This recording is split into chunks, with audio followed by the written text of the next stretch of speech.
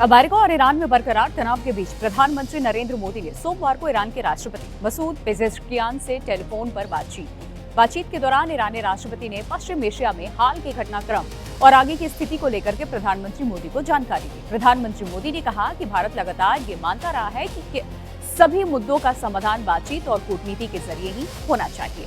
लेकिन प्रधानमंत्री मोदी ने पश्चिम एशिया में अस्थायी शांति और स्थिरता सुनिश्चित करने के लिए लगातार प्रयास जारी रखने की आवश्यकता पर भी यहां जोर दिया। इसके साथ ही उन्होंने समुद्री मार्गों पर आवागमन और व्यापार की स्वतंत्रता सुरक्षित बनाए रखने की अहमियत भी दोहराई है। हालिया क्षेत्रीय संघर्ष के बावजूद ईरान के साथ भारत उच्च स्तरीय राजनीतिक संपर्क और बहुपक्षीय मोर्चों के जरिए लगातार करीबी कूटनीतिक संवाद बनाए हुए है। प्रधानमंत्री नरेंद्र मोदी और ईरान के राष्ट्रपति मसूद पेजेश्कियान के बीच हुई बातचीत को भी इसी कड़ी में देखा जा रहा है। आपको ये भी यहाँ जानकारी दे दें कि ईरान ने प्रधानमंत्री मोदी को आयतुल्ला अली खामेनेई के अंतिम संस्कार समारोह में शामिल होने के लिए औपचारिक निमंत्रण भेजा था। आयतुल्ला खामेनेई की हालिया संघर्ष के दौरान अमेरिका इजराइल के हमले में मौत हो गई थी। याद होगा आप सभी को। भारत की ओर से बिहार के राज्यपाल हैं लेफ्टिनेंट जनरल रिटायर्ड सैयद अता हसनैन और विदेश राज्य मंत्री पवित्र मार्गरीटा अंतिम संस्कार समारोह में देश का प्रतिनिधित्व करेंगे। ईरानी अधिकारियों के मुताबिक सार्वजनिक श्रद्धांजलि समारोह 4 जुलाई को स्थानीय समय अनुसार सुबह 6 बजे तेहरान के इमाम खुमैनी ग्रैंड प्रेयर ग्राउंड में शुरू होगी और इसी समय से आम लोगों के लिए भी यह स्थल खोल भी दिया जाएगा। पश्चिम एशिया में ईरान, इजराइल और अमेरिका के बीच में संघर्ष के दौरान क्षेत्रीय तनाव लगातार बढ़ता रहा, लेकिन भारत ने ईरान के साथ अपने कूटनीतिक संपर्क बनाए रखे। उच्च स्तरीय राजनीतिक संवाद, रणनीतिक बैठकों और मानवीय सहयोग के जरिए नई दिल्ली ने तेहरान के साथ कई स्तरों पर बातचीत जारी रखी। संघर्ष के दौरान प्रधानमंत्री नरेंद्र मोदी ने ईरान के राष्ट्रपति मसूद पेजेश्कियान से 2 बार बातचीत की। दोनों नेताओं के बीच में क्षेत्रीय हालात, शांति, स्थिरता और संवाद की जरूरत पर चर्चा हुई। विदेश मंत्री एस जयशंकर ने भी अपने ईरानी समकक्ष अब्बास अरागची से लगातार संपर्क में वो रहे। संघर्ष के दौरान दोनों नेताओं के बीच 5 से अधिक बार बातचीत हुई। इन चर्चाओं में क्षेत्रीय हालात, भारतीय नागरिकों की सुरक्षा और तनाव कम करने के प्रयासों पर फोकस रहा। ईरान के विदेश मंत्री अब्बास अरागची ब्रिक्स विदेश मंत्रियों की बैठक में हिस्सा लेने भारत भी आए। इस दौरान उन्होंने प्रधानमंत्री मोदी से मुलाकात की और विदेशी मंत्री जयशंकर के साथ द्विपक्षीय वार्ता की। ईरान के उप विदेश मंत्री हैं डॉक्टर सईद खतीबजादेह, जिन्होंने रायसीना डायलॉग में हिस्सा लेने नई दिल्ली जब वो पहुंचे, वहां प्रमुख वक्ताओं में वो शामिल भी हुए। इसके अलावा ईरान ने अपनी सुप्रीम नेशनल सिक्योरिटी काउंसिल के एक वरिष्ठ प्रतिनिधि को भारत में आयोजित ब्रिक्स राष्ट्रीय सुरक्षा सलाहकारों की बैठक में भेजा। इस दौरान ईरानी प्रतिनिधि ने राष्ट्रीय सुरक्षा सलाहकार अजीत डोवाल के साथ क्षेत्रीय सुरक्षा और रणनीतिक मुद्दों पर द्विपक्षीय चर्चा भी की। वहीं दूसरी तरफ ईरान और अमेरिका में अभी भी हालात तनावपूर्ण बने हुए हैं। हालांकि दोनों देश हमला रोकने पर राजी हो गए हैं। दोनों देशों के बीच में बातचीत का दौर जारी है। इसमें कतर और पाकिस्तान मध्यस्थ की भूमिका निभा रहे हैं। भले इस युद्ध में भारी नुकसान हुआ, अपना सुप्रीम लीडर भी गंवाना पड़ा, लेकिन जानकारों का यह मानना है कि ईरान ने अमेरिका और इजराइल को इस युद्ध में कैसे परेशान किया है। ईरान अभी भी पीछे हटने को हालांकि तैयार नहीं। तो मैंने कहा साहब, जब इस लड़ाई का नतीजा आएगा आप हैरान रह जाएंगे। गौर फरमाएं, जब इस लड़ाई का नतीजा आएगा आप हैरान रह जाएंगे। ईरान भावी होगा। और ये मैंने कहा था साहब आज से 107 दिन पहले। आज मैंने 107 दिन पहले ये मैंने कह दिया था। तो उस वक्त मेरे जो बाकी फौजी साथी बोले थे, बोले यार जीडी तू सटिया गया है क्या? कहा अमेरिका सुपर पावर, साथ में इजराइल, उसके पास भी न्यूक्लियर हथियार, रीजनल सुपर पावर। ईरान बेचारे 48 साल से इनके ऊपर सैंक्शन लगा रखी है। इनकी इकोनॉमी तबाह करने की हर कोशिश की गई ताकि लोग वहां पे, जिसको वो कहते हैं ना हंगर लीड्स टू एंगर, जब भूख हो तो गुस्सा आता है, और उस गुस्से को हार्वेस्ट किया जाए ताकि वहां की सरकार का तख्ता पलट किया जाए। साजिश, ये साजिश की जा रही 48 साल से चल रही।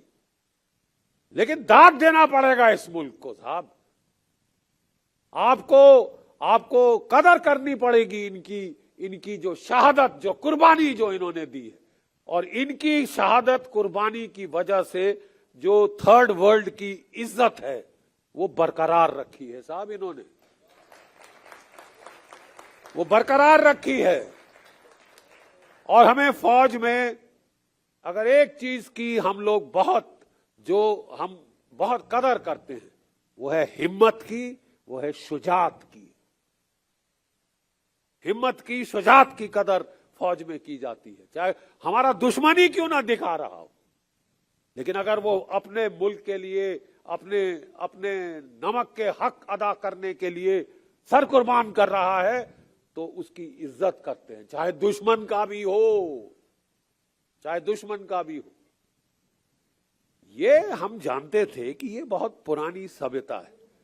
और अगर मैंने बड़े डंके की चोट पे कह दिया कि साहब ईरान की फतेह होगी, ईरान का पलड़ा इस लड़ाई के बाद भारी साबित होगा, तो लोग बोलने लगे तू सटिया गया है, हो ही नहीं सकता, क्या बकवास कर रहा है।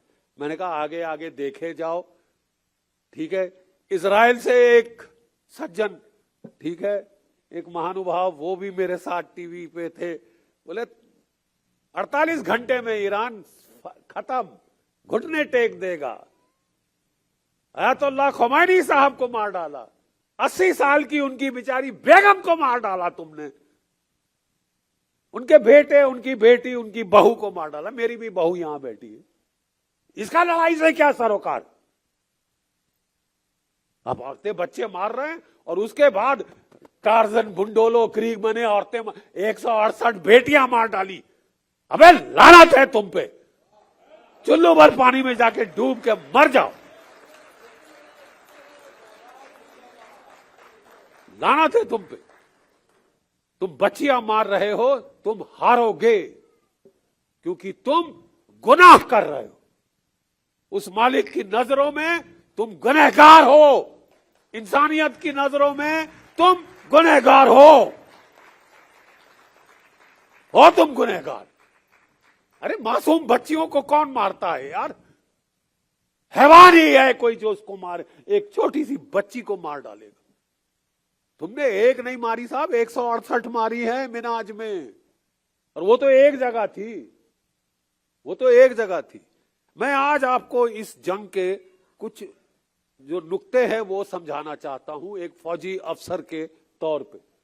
ठीक है साहब, जब ये लड़ाई शुरू हुई, मैंने किस बुनियाद पे कहा कि अमेरिका नहीं जीत सकता।